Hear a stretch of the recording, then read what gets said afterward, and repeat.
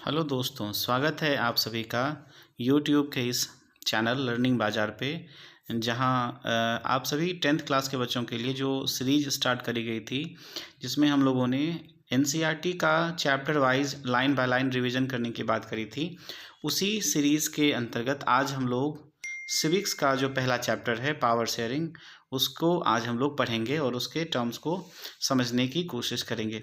साथियों, इससे पहले पिछले क्लासेस में हम लोगों ने ज्योग्राफी में जो है ज्योग्राफी का जो पहला चैप्टर है, जो फर्स्ट चैप्टर है, उसको हम लोगों ने पढ़ा था। जो रिसोर्सेज एंड डेवलपमेंट चैप्टर था, उसके थ्योरीज उसको हम लोगों ने लाइन बाय लाइन समझा था। जो वीडियो डला हुआ है, आप जा कर के उसको ज़रूर से एक बार देख लीजिएगा। साथियों, आज हम सिविक्स का जो पहला चैप्टर है पावर शेयरिंग, उसके बारे में चर्चा करेंगे और उसको लाइन बाय लाइन कवर करने की कोशिश करेंगे, ताकि आपको इस चैप्टर के विषय में जो भी नॉलेज है, इस चैप्टर में जो भी बातें कही गई हैं, आप उसको अच्छे तरीके से समझ सकें और एग्ज़ाम के लिए या आपके लिए बेनिफिशियल हो और कम समय में आप पूरी चैप्टर को अच्छे से रिवाइज कर सकें। तो इसके लिए ये सीरीज शुरू करी गई है। साथियों, आप सभी इस वीडियो को ज़रूर देखिए और इसको अपने दोस्तों को शेयर करिए। ये आपके एग्ज़ाम पर्सपेक्टिव से काफ़ी हेल्पफुल रहने वाला है, क्योंकि आप जानते हैं कि एनसीईआरटी के जो चैप्टर्स हैं, उनके बीच के लाइन से क्वेश्चंस बहुत सारे आते हैं बोर्ड के एग्ज़ाम में। तो जब तक आप इन चैप्टर्स के लाइन को नहीं पढ़ेंगे या उसको अगर बहुत ध्यान से नहीं सुनेंगे, तो फिर उन प्रकार के प्रश्नों को करना थोड़ा मुश्किल हो जाता है। इसलिए ये ज़रूरी है कि आप एनसीईआरटी को लाइन बाय लाइन ज़रूर करें और इस सीरीज़ में हम इसी बात पे हमारा यही प्रयास रहेगा कि हम एनसीईआरटी की चीज़ों को, जो भी हमारे चैप्टर्स हैं एसएसटी के, उनको हम लाइन बाय लाइन आपको समझाएं और आपको पढ़ के सुनाएं, ताकि आप अगर इसको सुन भी लेते या देख लेते हैं तो आपको बहुत ज़्यादा हेल्प करने वाला है। तो चलिए साथियों, हम लोग स्टार्ट करते हैं। आज हम लोग शुरू करते हैं सिविक्स का पहला चैप्टर जो पावर शेयरिंग है, उस चैप्टर को स्टार्ट करते हैं। साथियों, हमारा जो पहला टॉपिक है वो है बेल्जियम एंड श्रीलंका। बेल्जियम और श्रीलंका की कहानी इसमें समझाने की कोशिश की गई है। सबसे पहले समझते हैं कि पावर शेयरिंग होता क्या है और पावर शेयरिंग जरूरी क्यों है। सबसे पहले समझते हैं कि पावर शेयरिंग होता क्या है और ये क्यों जरूरी है। साथियों, आप जब किसी बड़े देश की कल्पना करते हैं, किसी बड़े टेरिटरी की कल्पना करते हैं, जहाँ बहुत सारे अलग अलग रिलीजन के, लैंग्वेज के लोग रहते हैं, तो उनके बीच में मेजॉरिटी और माइनॉरिटी को लेकर के कॉन्फ्लिक्ट्स ना हो, इस चीज़ को का समाधान पावर शेयरिंग के थ्रू ही पॉसिबल है। क्योंकि अगर कुछ लोगों को, सोसाइटी के कुछ लोगों को अगर कुछ जिम्मेदारियां दे दी जाएंगी, तो फिर क्या होगा कि वो इन बाकी जो कॉन्फ्लिक्ट्स के जो होते हैं उनसे वो बच जाएंगे।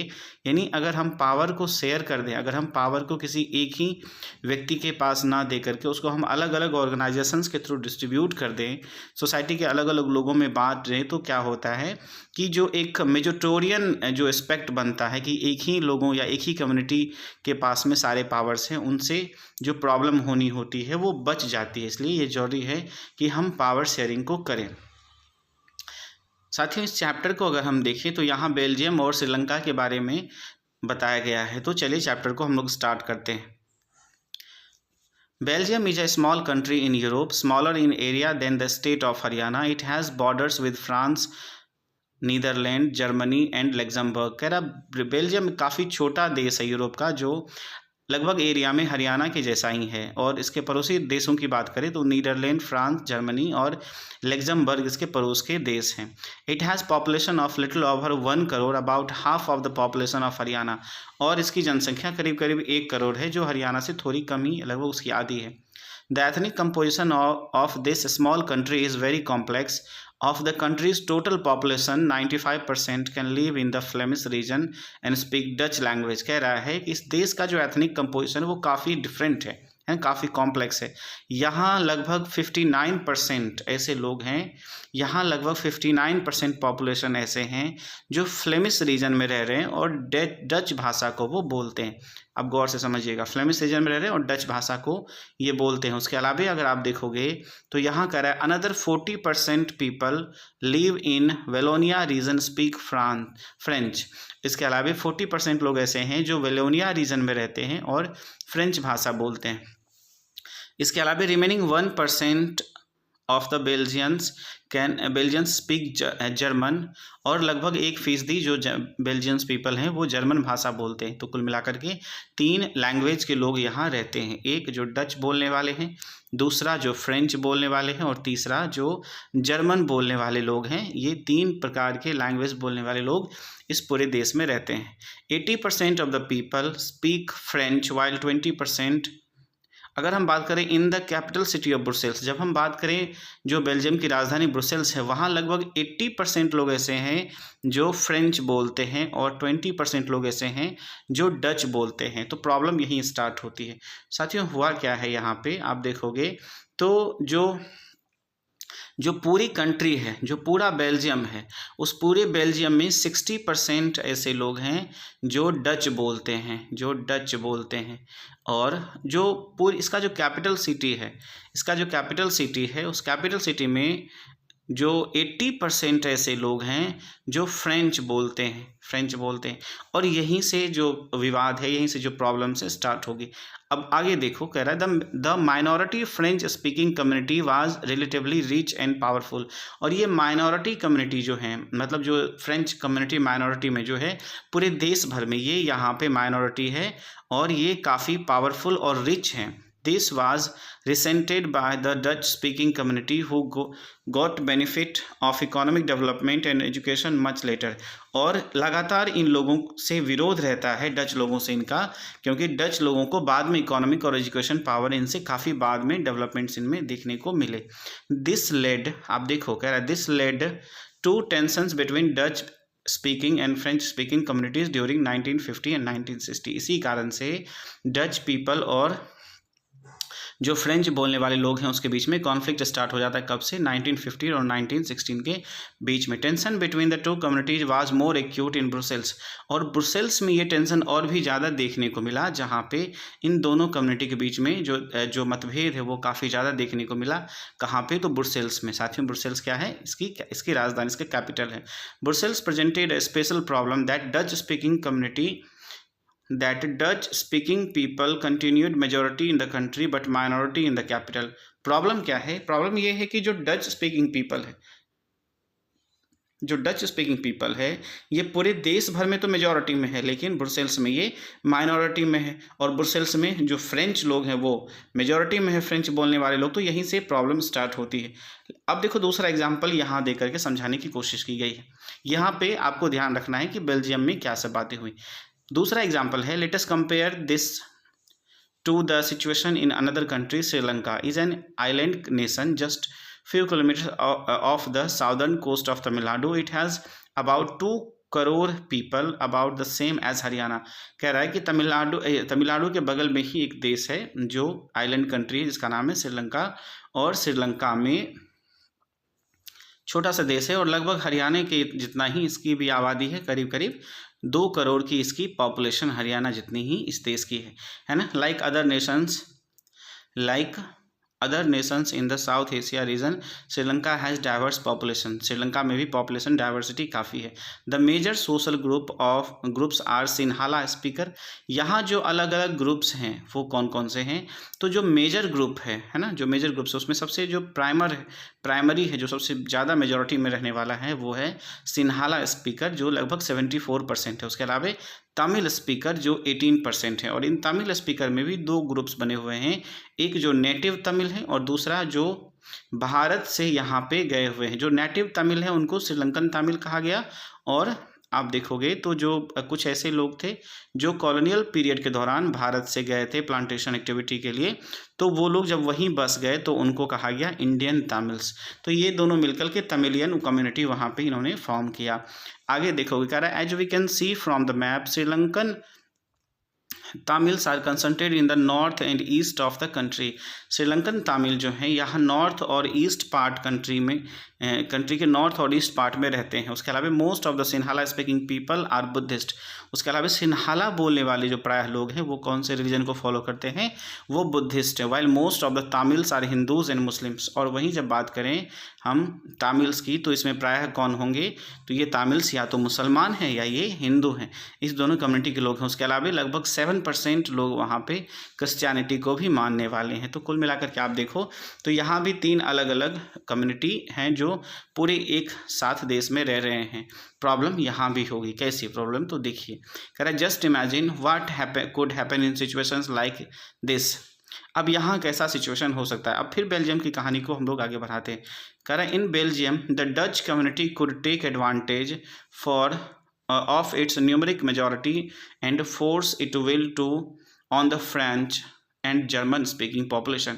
अब सीधी सी बात है कि डच वहाँ जब मेजॉरिटी में हैं तो चुनाव में जब वो जीतेंगे तो उनको सपोर्ट करने वाली सरकार बनेगी, तो क्या होगा कि वो फ्रेंच बोलने वाले और जर्मन बोलने वाले लोगों पे अपनी एक प्रकार से विल को थोपना चाहेंगे, स्टैब्लिश करना चाहेंगे। This would push the conflict among the communities further. इससे क्या होगा, इन कम्युनिटीज़ के बीच में प्रॉब्लम्स स्टार्ट हो जाएगी। This could lead a very messy partition of the community. और कंट्री से क्या होगा, देश का बंटवारा होने की काफ़ी संभावना हो जाती है। Both this side would claim control over the Brussels. और ये दोनों साइड चाहते हैं कि ब्रुसेल्स पे अपना नियंत्रण स्थापित करें। आप याद करिए ब्रुसेल्स में फ्रेंच स्पीकिंग पीपल ज़्यादा थे और देश भर में जो है वो डच स्पीकिंग पीपल ज़्यादा थे। अब श्रीलंका की बात करें तो श्रीलंका में भी कहानी यही है। श्रीलंका में क्या प्रॉब्लम है, इन Sri Lanka the Sinhala community enjoyed even bigger majority. Sinhala लोगों की संख्या 74% थी, तो ये मेजॉरिटी में थे। And could impose it's will on the entire country. और ये चाहते थे कि इसके इस हिसाब से ही पूरे देश को गवर्न किया जाए। Late us look what happened in both countries. देखते हैं आगे इन दोनों कंट्री में क्या होता है। हमारा जो अगला टॉपिक साथियों है वो है मेजिटोरियनिज्म इन श्रीलंका। श्रीलंका में कैसे मेजिटोरियनिज्म को इंश्योर किया गया, कैसे वहाँ पे ये चीज़ हुआ।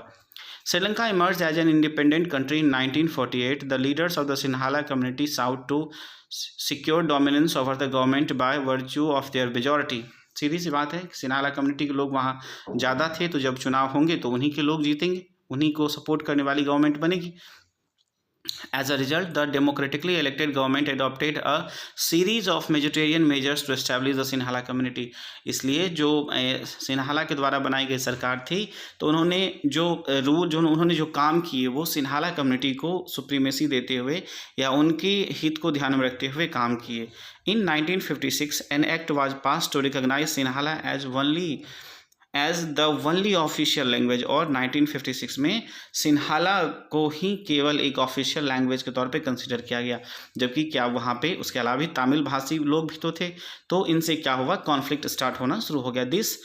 दिस रिगार्डिंग तमिल है ना, इससे क्या हुआ, दिस रिगार्डिंग तमिल से क्या हुआ, तमिल लोगों को डिसरिगार्ड किया गया। The governments followed preferential policies that favoured Sinhala applicants for the university positions of the government jobs. इसके अलावा सिन्हाला कम्युनिटी के लोगों को एक प्रकार से प्रेफरेंस दिया गया, उनको फेवर किया गया यूनिवर्सिटीज़ में, गवर्नमेंट जॉब्स में उनको रिजर्वेशन की बात करी गई। तो जो लोग मेजॉरिटी में थे उन्हीं के सपोर्ट में गवर्नमेंट काम करने लगी। एंड अ न्यू कॉन्स्टिट्यूशन है ना stipulated that the state shall protect the end foster Buddhism. इसके अलावा एक नई कॉन्स्टिट्यूशन में सुधार किया गया जिनमें कहा गया कि जो सरकार है वो बुद्धिज़्म को प्रमोट करेगी, प्रोटेक्ट करेगी, उसको फॉस्टर करेगी, है ना। यानी सरकार ने एक विशेष रीजन को लेकर के बात करी। All these government measures coming one after one other gradually increase the feeling of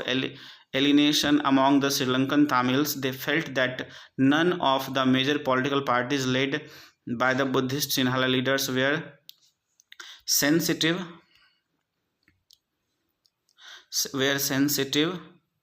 to their language and culture.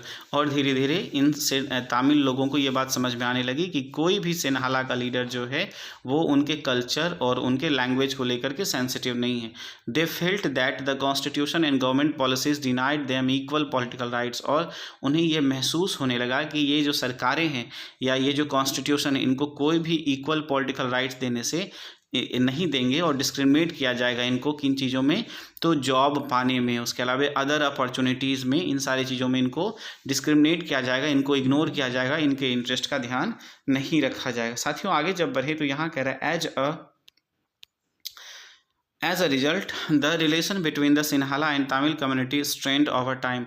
और परिणाम ये हुआ कि सिन्हाला लोगों और तमिल लोगों के बीच में जो तनाव है वो समय के साथ बढ़ता चला गया। The Sri Lankan Tamils launched parties and struggle for the recognition of Tamil as an official language. अब तमिल लोगों ने भी अपनी पार्टी लॉन्च करी और उन्होंने भी तमिल को एक ऑफिशियल लैंग्वेज पे तौर पे कंसीडर करने की बात करी गई। Regional autonomy and equality of opportunity is securing education and jobs. उसके अलावा इन्होंने कहा कि रीजनल ऑटोनॉमी, उसके अलावा इक्वालिटी और अपॉर्चुनिटी में इक्वालिटी और एजुकेशन जॉब्स वगैरह में भी इनको रियायत दी जाए और इनके लिए भी ये सारी चीज़ की जाए। But their demand for more autonomy to provinces populated by the Tamils were, है ना, रिपीटेडली डिनाइड। और लेकिन तमिल लोगों के द्वारा जो भी डिमांड्स किए गए थे उन सारी चीज़ों को क्या कर दिया गया, डिनाई कर दिया गया, यानी उन डिमांड्स को फुलफिल नहीं किया गया। बात आती है 1918 की। Severe political organisations were formed demanding and independent. अब जब टेंशन्स बहुत बढ़ने लगे तो इन तमिल लोगों ने अलग अलग बहुत सारे पॉलिटिकल पार्टीज़ बना ली और इन सारे लोगों ने मिल करके तमिल एलम को स्टैब्लिश करने की बात करी। उन्होंने कहा कि हम एक अलग देश का निर्माण करेंगे जो कहाँ होगा, in the northern and eastern part of Sri Lanka, यानी श्रीलंका के नॉर्दर्न और ईस्टर्न पार्ट में जो तमिल कंसंट्रेट एरिया है उन एरिया को इंडिपेंडेंट किया जाए और उस एरिया में तमिल लोगों का ही शासन होगा। यानी आप देखो कि देश को डिवाइड करने की बात शुरू हो गई। The disturb between two communities turned into wide spread conflict. और इनसे क्या हुआ, इन दोनों कम्युनिटी के बीच में कॉन्फ्लिक्ट स्टार्ट होना शुरू हो गया। It soon turn into civil war, और धीरे धीरे यही चीज़ सिविल वॉर यानी गृह युद्ध में तब्दील हो गया। परिणाम क्या हुआ, as result thousands of the people of both communities have been killed. हजारों लोग दोनों तरफ से, दोनों समुदायों से लोग मारे गए, है ना। Many families are forced to leave the country as refugees and many most lost their livelihood. इनमें से बहुत सारे लोगों को देश छोड़ना पड़ा और बहुत को अपने जीवन या रोजगार से हाथ धोना पड़ा। The civil war has caused a terrible setback to the social, cultural and economic life of the country. और परिणाम ये हुआ कि जो श्रीलंका की इकोनॉमी थी, श्रीलंका का जो कल्चर, वहाँ का जो सोशल स्ट्रक्चर था, इन सारी चीज़ों को एक ग्रेट इम्पैक्ट पड़ा। और ये लगभग आप देखो कि 2009 के आसपास में वहाँ पे शांति स्थापित हुई, श्रीलंका में एक स्टेबिलिटी देखने को मिला। साथियों हमारा जो अगला टॉपिक है वो है एकोमोडेशन इन बेल्जियम। बेल्जियम ने इन चीज़ों से निकलने के लिए क्या प्रयास किए, बेल्जियम का एकोमोडेशन कैसा हुआ। आपको ध्यान आप याद करिए, शुरू में ही आपको हम बताएं कि बेल्जियम में भी डच स्पीकिंग और फ्रेंच स्पीकिंग पीपल लोग थे, उसके अलावा 1% जर्मन स्पीकिंग पीपल लोग थे और उनके बीच में भी कॉन्फ्लिक्ट्स होने की संभावना थी। कह रहा है the Belgium leaders took a different path. Belgium leaders ने अलग रास्ता अपनाया। They recognised the existence of regional differences and culture diversities. इन्होंने रीजनल डिफरेंसेस और कल्चर डाइवर्सिटीज को समझा, मतलब कि अलग अलग कल्चर के लोगों को भी एक साथ रखा जाए, उनके अस्तित्व को भी समझा जाए। Between 1970 to 1993 they amended their constitution 4 times so as to work out an arrangement that would enable everyone to live. और लगभग 1970 से लेकर के 1993 तक इन्होंने अपने कॉन्स्टिट्यूशन में 4 ऐसे बड़े बदलाव किए जिनसे ये सारे लोग एक साथ मिलकर के रह सकें, ऐसी व्यवस्था इन्होंने करी। The arrangement they worked out is different from the other country that very innovative. और ये जो अरेंजमेंट था बाकी दुनिया के देशों से बहुत अलग और काफ़ी इनोवेटिव था। Here are some of the elements of Belgium models. और यहाँ कुछ बेल्जियम के मॉडल्स जो उन्होंने किए, जो उन्होंने इनिशिएटिव लिए, उसके कुछ एग्जांपल्स यहाँ दिए हुए हैं। साथियों गौर से समझिएगा, यहाँ कह रहा है constitution prescribes that the number of Dutch and French speaking ministers shall be equal in central government. बहुत अच्छी बात इन्होंने कही कि कॉन्स्टिट्यूशन में ये प्रावधान कर दिया गया कि जो डच स्पीकिंग पीपल होंगे, उसके अलावा जो फ्रेंच स्पीकिंग पीपल होंगे यानी मिनिस्टर होंगे, ये दोनों इक्वल होंगे नंबर में। कहाँ पे, तो सेंटर में। यानी आप देखो कि मान लो कि अगर कंट्री है, अगर मान लो कि ये देश है साथियों आप देखो कि अगर मान लो ये देश है, अगर हम समझते हैं इसको, अगर हम कंट्री मान के चलें, तो इस कंट्री में फिर क्या होगा कि बहुत सारे क्या होंगे, छोटे छोटे टेरिटरी होंगे, छोटे छोटे टेरिटरी होंगे, छोटे छोटे टेरिटरी होंगे। और उन टेरिटरी में क्या होगा कि जो अलग अलग, आप ये फ्रांस के संदर्भ में ही आप समझिए, तो एक तो हो गया कि जिसको हम बोलेंगे यूनियन या सेंट्रल गवर्नमेंट, यूनियन या सेंट्रल गवर्नमेंट, और दूसरा इन राज्यों के भी गवर्नमेंट होंगे या स्टेट गवर्नमेंट। तो इन्होंने कहा कि जो फ्रेंच स्पीकिंग पीपल होंगे और डच स्पीकिंग पीपल होंगे, इनके मिनिस्टर जो होंगे वो सेंटर में एक होंगे, यानी यूनियन में एक होंगे, सेंट्रल गवर्नमेंट में इनकी संख्या समान होगी। उसके अलावा some special laws require to the support of majority members for each linguistic group, so thus no single community can make decisions ultimately। इसका मतलब ये हुआ कि इन दोनों ग्रुप्स से, यानी जो डच स्पीकिंग पीपल हैं और जो फ्रेंच स्पीकिंग पीपल हैं, इन दोनों की संख्या बराबर होगी। और जब कोई मेजर डिसीजन लिया जाएगा सेंटर में यानी केंद्र में, तो इन दोनों के मिनिस्टर्स के द्वारा मेजॉरिटी से उसको पास किया जाएगा, तब जाकर के ही वो डिसीजन क्या होगा, वो बिल पास हो सकता है। अगर मान लीजिए कोई एक ही कम्युनिटी डच या फिर फ्रेंच कम्युनिटी उसको पास करती है, तो फिर क्या होगा, वो बिल पास नहीं हो सकेगा। ऐसा इन्होंने इस कॉन्स्टिट्यूशन में सुधार किया। उसके अलावा अगर अगला पॉइंट देखें तो यहाँ कह रहा है many powers of the central government have been given to the state government. उसके अलावा बहुत सारे सेंट्रल गवर्नमेंट के जो पावर थे उन्होंने स्टेट गवर्नमेंट को दे दिए। And to regions of the country, the state government are not subordinate to the central government. इसके अलावा स्टेट गवर्नमेंट, इसके अलावा आप देखो तो स्टेट गवर्नमेंट को कुछ चीज़ों से सेपरेट कर दिया गया सेंट्रल गवर्नमेंट से। यानी कुछ ऐसे फैसले होंगे जो स्टेट गवर्नमेंट अपने आप से ले सकते हैं और सेंट्रल गवर्नमेंट उसमें उनका कोई इंटरवेंशन नहीं होगा। कुल मिलाकर के कि स्टेट गवर्नमेंट जो है वो सेंट्रल गवर्नमेंट के सबऑर्डिनेट के तौर पे काम नहीं करेगी, उसके हिसाब से काम नहीं करेगी। उसके अलावा जो अगला पॉइंट है वो है Brussels has a separate government. Brussels में एक सेपरेट गवर्नमेंट बना दी गई in which both the communities have equal representation. उसके अलावा ब्रुसेल्स के लिए एक अलग गवर्नमेंट का निर्माण होगा। यहाँ भी इन दोनों कम्युनिटी यानी फ्रेंच कम्युनिटी और डच स्पीकिंग पीपल को इक्वल किया गया। अब सोचो क्या हुआ, मैं थोड़ा सा गौर करिए। तो सेंटर में डच स्पीकिंग लोग ज़्यादा थे और फ्रेंच लोग कम थे, तो वहाँ पे डच लोगों ने इक्वलिटी की बात करी फ्रेंच लोगों के साथ। और जब हम बात करें ब्रुसेल्स की, तो ब्रुसेल्स में फ्रेंच लोग ज़्यादा थे और डच लोग कम थे, तो इन्होंने फ्रेंच लोगों ने इक्वलिटी की बात करी और इस प्रकार से सेंटर और ब्रुसेल्स के बीच में एक इक्वलिटी एस्टैब्लिश करने का प्रयास किया गया। उसके अलावा the French people accepted the equal representation. French people ने ब्रुसेल्स में इक्वल रिप्रेजेंटेशन एक्सेप्ट किया क्योंकि the Dutch speaking community has accepted equal representation in the centre government. क्योंकि ये डच पीपल भी इक्वल रिप्रेजेंटेशन को एक्सेप्ट किए हुए थे। कहाँ पे, तो सेंट्रल गवर्नमेंट में। मतलब दोनों आपस में मिल करके एक दूसरे के रिप्रेजेंटेशन को इक्वल किए, यानी डच पीपल और डच मिनिस्टर्स और जो फ्रेंच स्पीकिंग मिनिस्टर्स थे ये दोनों इक्वल नंबर में हुए। साथियों अगला जो पॉइंट है वो हमारा है apart from the centre and the state government there is third kind of government that is community government, है ना। इसके अलावा इन्होंने कहा कि जो सेंट्रल गवर्नमेंट है और स्टेट गवर्नमेंट है, इसके अलावा एक नई गवर्नमेंट बनेगी जिसको उन्होंने कहा कि वो कम्युनिटी गवर्नमेंट होगी, है ना। Is elected by the people belonging to one language community.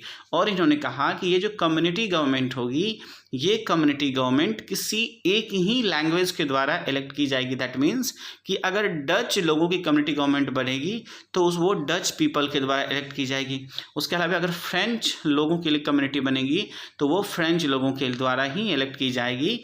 उसके अलावा यहाँ पे कह रहा है Dutch, French and German speaking people no matter which where they live. और इससे कोई मतलब नहीं है कि वो कहाँ रह रहे हैं, ब्रुसेल्स में रह रहे हैं, वेलोनिया में रह रहे हैं, कहाँ रह रहे हैं, इससे कोई फ़र्क नहीं पड़ता है। अगर वो फ्रेंच बोलते हैं तो वो फ्रेंच कम्युनिटी को फॉर्म करेंगे, और अगर वो डच बोलते हैं तो वो डच कम्युनिटी को फॉर्म करेंगे और उस गवर्नमेंट को वोट करेंगे। और इससे क्या होगा, ये गवर्नमेंट जब बनेगा तो इन गवर्नमेंट को कुछ पावर दिए जाएंगे। और वो कौन सा पावर है, तो कहा कि this government has the power regarding cultural education and language related issues. कह रहा है कि इन गवर्नमेंट के पास पावर होगा कि ये कल्चर से रिलेटेड, एजुकेशन से रिलेटेड और लैंग्वेज से रिलेटेड जो भी इशूज़ होंगे वो कम्युनिटी गवर्नमेंट के थ्रू सॉल्व किए जाएंगे। You might find that Belgium model very complicated. यहाँ तक आपको लग रहा होगा कि बेल्जियम का मॉडल काफ़ी कॉम्प्लिकेटेड है। ये बात बिल्कुल सही है। It is needed is very complicated even for the people living in the Belgium, but these arrangements have worked well so far. लेकिन ये अरेंजमेंट काफ़ी अच्छा है और काफ़ी बढ़िया चला। They help to avoid civic strife between two major communities and a possible division of the country on linguistic lines when many countries in Europe came together to form European Union. Brussels was chosen as its headquarter। कह रहा है कि परिणाम ये हुआ कि देश में जो लैंग्विस्टिक आधार पे जो डिविजन्स होने शुरू हुए और उसके अलावा जो सिविल वॉर जैसी घटना होने की संभावना थी वो धीरे धीरे समाप्त हो गई और कंट्री में सभी लोग एक दूसरे के साथ मिल करके रहने लगे। परिणाम ये हुआ कि जब यूरोपियंस कंट्री एक साथ आए और उन्होंने यूरोपियन यूनियन का फॉर्मेशन किया तो उसके हेडक्वार्टर के तौर पे ब्रुसेल्स को ही उसका हेडक्वार्टर बनाया गया और ये बहुत अच्छी बात है। तो यहाँ से एक चीज़ समझ में आती है दोस्तों कि अगर हम प्रयास करें, अगर हम मिलजुल करके पावर को एक दूसरे के बीच में शेयर करें तो क्या होगा, एक अच्छी एक गुड इन्वायरमेंट डेवलप होगा जहां हम सभी लोग मिल करके डेवलपमेंट के रिगार्डिंग कार्य कर सकते हैं। लेकिन अगर हम ये सोचेंगे कि पावर मेजॉरिटी के हाथ में ही रहे तो फिर क्या होगा, कॉन्फ्लिक्ट होने की संभावना बढ़ती है और श्रीलंका जैसी स्थिति हो सकती है। साथियों, जब हम आगे बढ़े तो इसी में कहा गया है what do we learn from these two stories of Belgium and Sri Lanka, both are democracies yet they dealt with the question of power sharing differently. ये दोनों डेमोक्रेसी हैं लेकिन यहाँ अंदर दिखा पावर शेयरिंग का, है ना। In Belgium the leaders have realise that the unity of the country is possible only by respecting the feelings and interest of the different communities.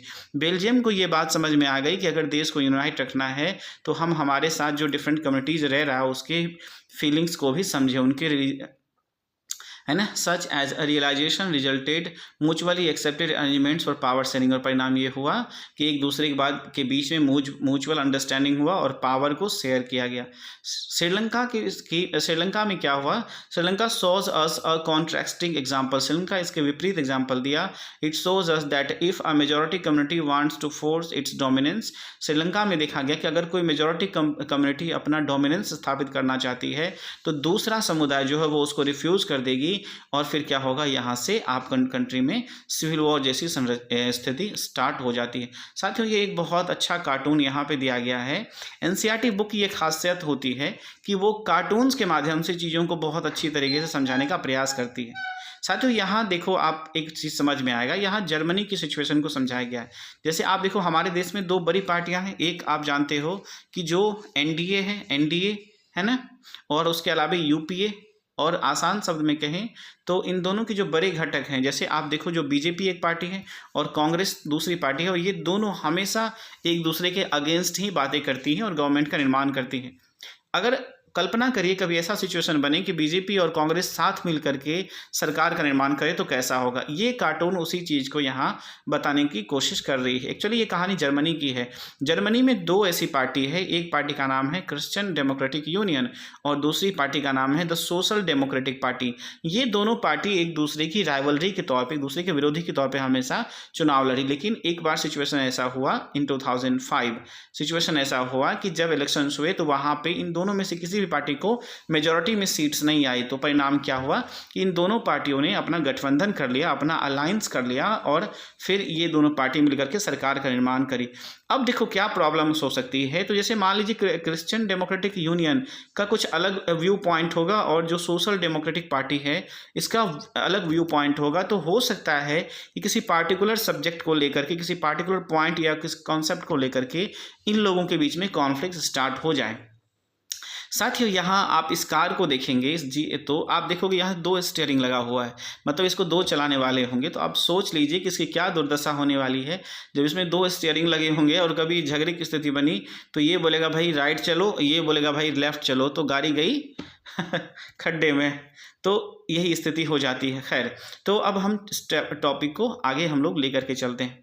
साथियों, आगे जो हमारा दिया हुआ है, अब क्वेश्चन आता है कि पावर शेयरिंग जरूरी है क्यों, why power sharing is desirable, power sharing क्यों डिजायरेबल है। साथियों, इसको अगर हम एक्सप्लेन करें तो कह रहा है 10 2 different sets of reason can given in the favour of power sharing. इसके पीछे 2 तर्क दिए जा सकते हैं। क्या? पहला इन्होंने कहा, firstly power sharing is a good because it helps to reduce the possibility of conflict between the social groups. पहला इन्होंने कहा कि पावर शेयरिंग इसलिए जरूरी है क्योंकि पावर शेयरिंग के थ्रू ही हम लोग सोशल समाज में जो कॉन्फ्लिक्ट्स होने की संभावना है 2 अलग अलग ग्रुप्स के बीच में, उनको हम लोग रिड्यूस कर सकते हैं। जैसे आप लोगों ने देखा कि बेल्जियम में डच और फ्रेंच स्पीकिंग पीपल के बीच में कैसे कॉन्फ्लिक्ट को दूर किया गया through the power sharing. Since social conflicts often lead to the violence and political instability, और परिणाम क्या होगा अगर पावर शेयरिंग नहीं होगी तो वायलेंट होगा, पॉलिटिकल इंस्टेबिलिटी होगी और अल्टीमेटली देश के डेवलपमेंट को इम्पैक्ट पड़ेगा, है ना। It is a good way to ensure stability in political order. इसलिए जरूरी है कि पॉलिटिकल ऑर्डर को स्टोर करने के लिए, उसको स्टेबल करने के लिए हम लोग power sharing, government power sharing को इंश्योर करें। साथियों, इसके बाद अगर देखें तो यहाँ कह रहा है power sharing is a good way to ensure the stability of political order, imposing the will of majority community of others may look like an attractive opinion in short run but in the long run undermines the unity of the nation। कह रहा है कि majoritarian जो term है या जो majority community का will है, कुछ समय के लिए वो अच्छा लग सकता है लेकिन लॉन्ग टाइम में उसका परिणाम काफ़ी बुरा होगा और ये देश के इंटीग्रिटी के लिए काफ़ी ज़्यादा खतरा पैदा कर सकता है। उसके अलावा देखो तो यहाँ कह रहा है tyranny of the majority is not just oppressive for the minority, it often affects the majority adversely itself। उसके अलावा जो मेजॉरिटी के द्वारा कभी कभी जो अत्याचार किए जाते हैं माइनॉरिटी के ऊपर, ये भी काफ़ी ज़्यादा बुरा चीज़ है, इसका भी काफ़ी इम्पैक्ट देखने को मिलता है। साथियों, आगे जब हम बढ़ें तो कह रहा है कि दूसरा, इसका जो पहला आपको मैंने बताया और दूसरा कह रहा है there is a second deeper reason why power sharing is good for democracies.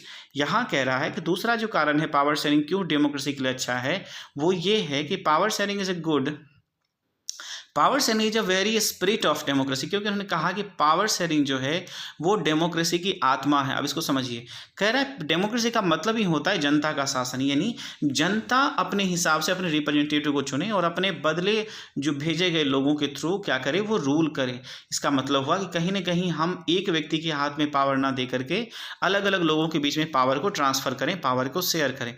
और democratic rule involve sharing power with the affected by it's exercise and who have lived with its effect, है ना। और उसके अलावा ये जो rulers हो, ये जो लीडर्स होते हैं, ये खुद पावर शेयरिंग के थ्रू अपने जो कॉन्स्टिट्यूशन के रिगार्डिंग, कॉन्स्टिट्यूशन के अनुसार ये रूल करते हैं और फिर देश के डेवलपमेंट के लिए काम करते हैं। साथ ही जब हम आगे बढ़ें तो यहाँ कह रहा है people have a right to be consulted on they are to be governed। उसके अलावा legitimate government is one where citizens through the participant acquire the stake of the system। उसके अलावा जो डेमोक्रेटिक सेटअप के द्वारा चुनी गई गवर्नमेंट होती है, लेजिटिमेट गवर्नमेंट होती है, जहां सिटीजन्स को पार्टिसिपेशन करने का एक अधिकार मिलता है, उनको भी पावर शेयरिंग का एक अधिकार मिलता है।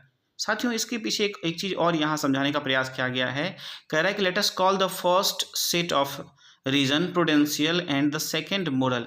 यहाँ पहला जो सेट है वो आपको लगेगा ये प्रूडेंशियल है, मतलब कि यहाँ कुछ आउटकम मिलेगा जो आप देखो एक कैलकुलेटिव फॉर्म में होता है। दूसरा जो मोरल है या नैतिक रूप से है। जब हम बात करें प्रूडेंशियल की, while prudential reason stress power sharing will bring out better outcomes. कह रहा है कि अगर हम प्रूडेंशियल रीजन की बात करें तो पावर शेयरिंग का एक बेटर आउटकम्स हो सकता है, और moral reason emphasize a very act of power sharing as valuable. दूसरा, अगर हम मोरल रूप से देखें तो पावर शेयरिंग इसलिए जरूरी है क्योंकि ये एक वैल्यू की चीज़ है, ये एक अच्छी बात है और इससे क्या होगा, एक स्टेबिलिटी बनी रहेगी।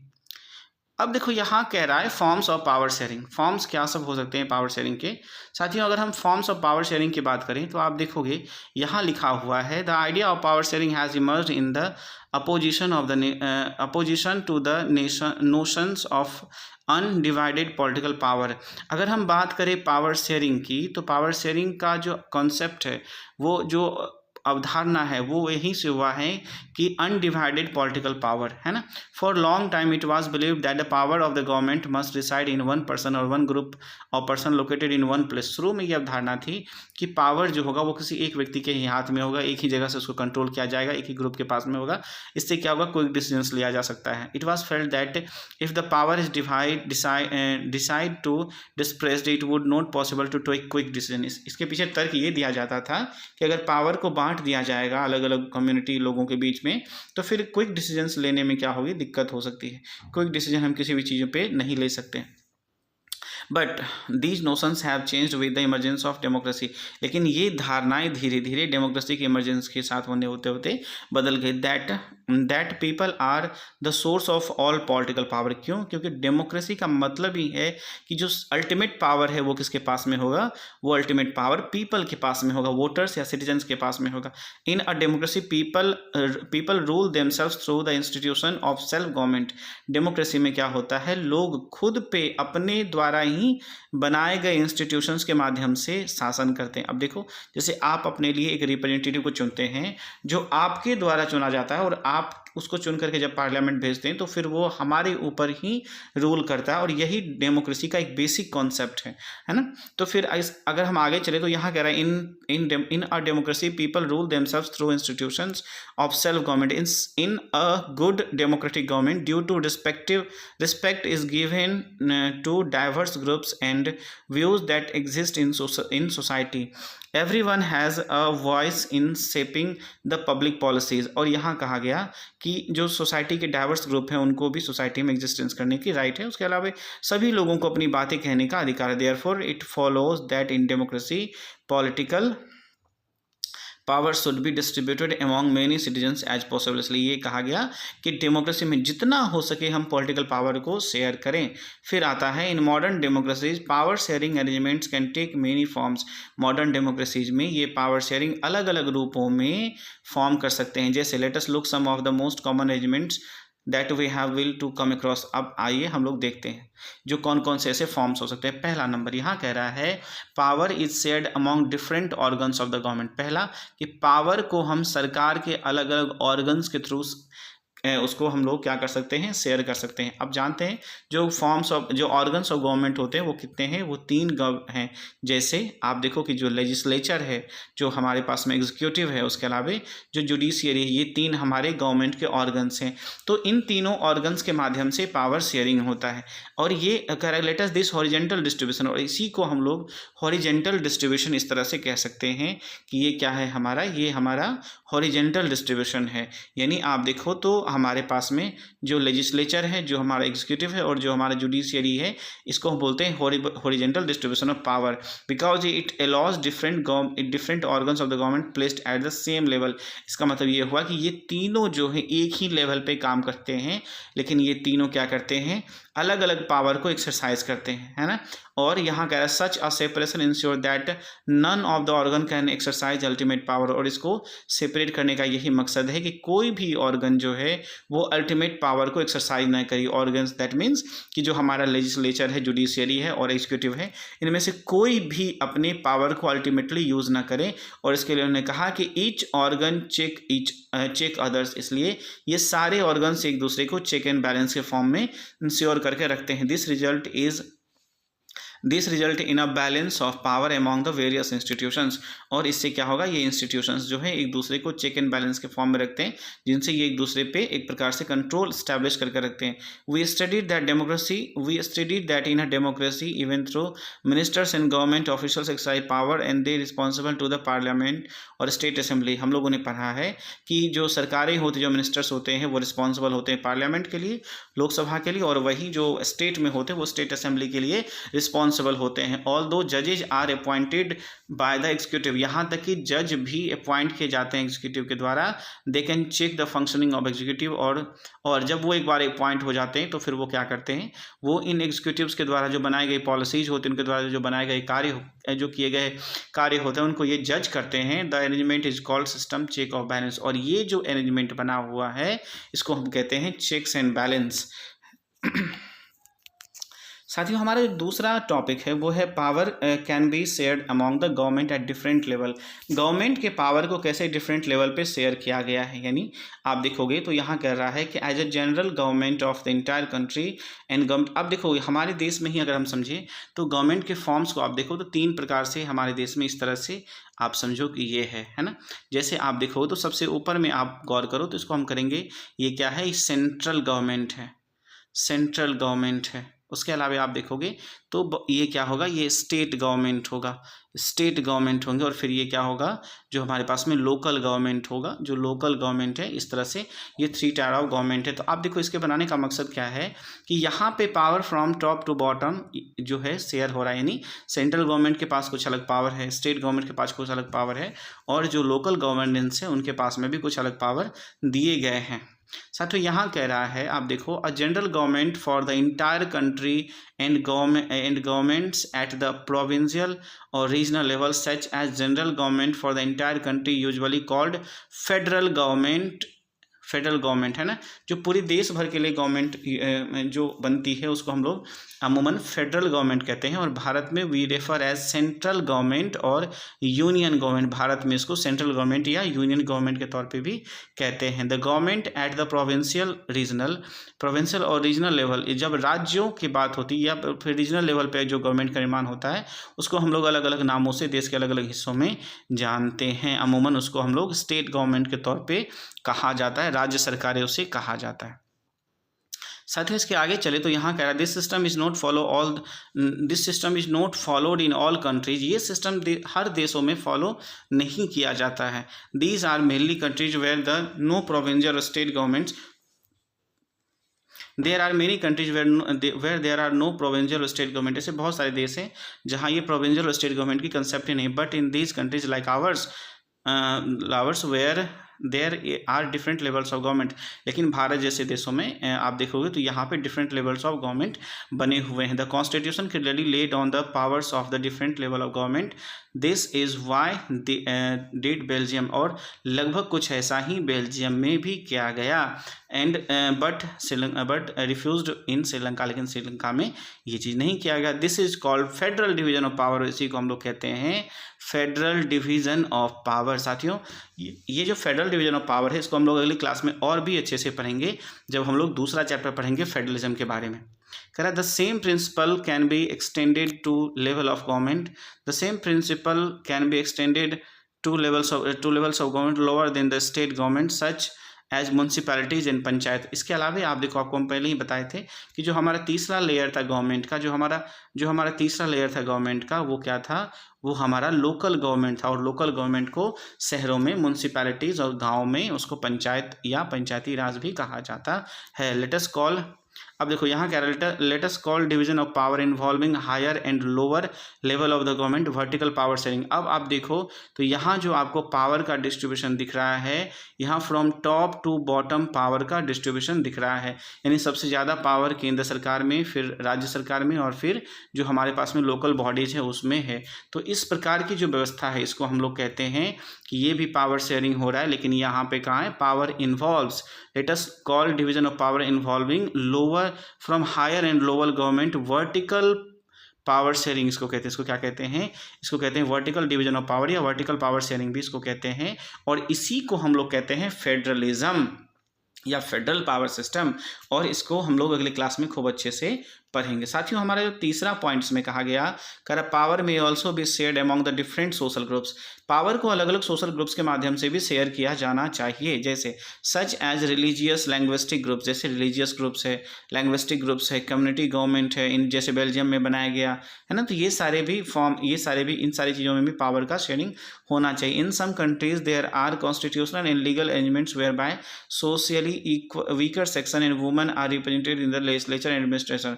कुछ देशों में ऐसी व्यवस्था है कॉन्स्टिट्यूशन में जहाँ पे सोसाइटी के गरीब जो वीकर सेक्शन है ना, उसके अलावा जो वुमेन है उनको रिप्रेजेंटेशन दिया गया है एडमिनिस्ट्रेशन में, लेजिस्लेचर में। तो इनसे भी क्या हुआ, पावर को बैलेंस करने की बात करी गई।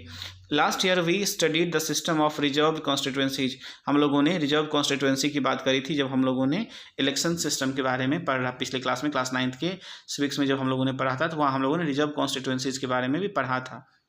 This type of arrangement meant give space in the government and administration to diverse social groups. इस प्रकार की पावर्स, इस प्रकार की व्यवस्था को का मतलब ये हुआ कि हम कुछ लोगों के लिए कुछ ग्रुप्स के लिए, कुछ लोगों के लिए स्पेस दें सरकार में या एडमिनिस्ट्रेशन में, ताकि वो भी आ सके और उनकी भी वॉइस सोसाइटी, उनकी भी वॉइस को सोसाइटी में सुना जा सके और वो भी अपने कम्युनिटी के लिए कुछ काम कर सके। यानी पावर का अल्टीमेटली शेयर की बात करी गई है। We feel alienated from the government. अब देखो, कर would feel alienated the government from the government. This method is use to give minority communities as a fair share in power. इसका मतलब क्या हुआ कि वैसे कम्युनिटी जिनका सोसाइटी में रिप्रेजेंटेशन कम है, या वैसे लोग जिनका पॉपुलेशन सोसाइटी में कम है, उनको भी पावर शेयरिंग में कुछ चांस मिल सके, एक फेयर पावर शेयरिंग का कॉन्सेप्ट बिल्डअप हो सके। अब देखिए यहाँ पे आगे क्या कह रहा है, चौथा पॉइंट हमारा है, power sharing arrangements can also be seen in way of political parties, pressure groups and movements. Power sharing political parties, pressure groups और मूवमेंट्स के थ्रू भी इसको किया जा सकता है। ये क्या करते हैं, control and influence in these powers, ये भी प्रभावित करते हैं सरकारों को। कैसे कह रहा है, in a democracy the citizens must have freedom to choose among various contenders of power. In contemporary democracies these takes from the competition among the different parties।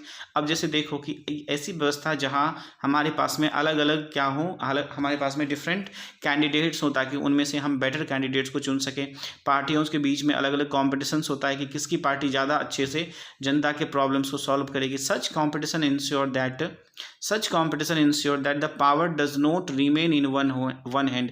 इन सारी चीज़ों से ऐसा महसूस होता है कि पावर किसी एक ही व्यक्ति के हाथ में नहीं होगा। फॉर एग्जाम्पल, अगर मान लीजिए कि कोई एक MP किसी कॉन्स्टिट्यूएंसी से चुन करके आया, तो इस बात की कोई संभावना नहीं है कि इस बात की कोई पॉसिबिलिटी नहीं है, या इस बात की बहुत ज़्यादा पॉसिबिलिटी नहीं है कि वो अगली बार भी MP बनेगा, है ना। अगर वो अच्छा काम करेगा तो फिर अगर जनता उसको पसंद करेगी तो वो बन सकता है, और अगर जनता उसको पसंद नहीं करेगी, उसके काम अच्छे नहीं होंगे, तो फिर लोग उसको पसंद नहीं करेंगे। इसका मतलब हुआ कि पावर किसी के पास में हमेशा स्टोर नहीं रह सकता है, वन हैंड में हमेशा स्टोर नहीं रह सकता है। In the long run power is shared among different political party that represent different ideologies in social groups. और परिणाम ये है कि पावर हमेशा अलग अलग आइडियोलॉजी, अलग अलग ग्रुप्स के बीच में होता है। तो इससे क्या होगा कि हर आइडियोलॉजी के लोगों को एक मौका मिलता है कि वो गवर्नमेंट का निर्माण कर सके। When two or more parties form alliance to contest election, if the alliance is elected they form a coalition government and thus power share। और कभी कभी ऐसा भी हुआ है कि कभी कोई भी पार्टी को मेजॉरिटी सीट नहीं आया, उस स्थिति में ये पार्टियां आपस में अलायंस बनाती हैं, और फिर जब उनका अलायंस जीत जाता है तो कॉलिजन की गवर्नमेंट बनती है, गठबंधन की सरकार बनती है ना। तो इससे भी क्या होता है कि पावर शेयर होता है। यानी अब अगर मान लो कोई एक ही पार्टी, अगर कोई मान लो चुनाव में कोई एक ही पार्टी, कोई मान लीजिए X नाम की कोई पार्टी है, और यही पार्टी पूरी सीट जीत गई, मान लीजिए 543 सीट में से मान लीजिए कि ये 400 सीट जीत ली,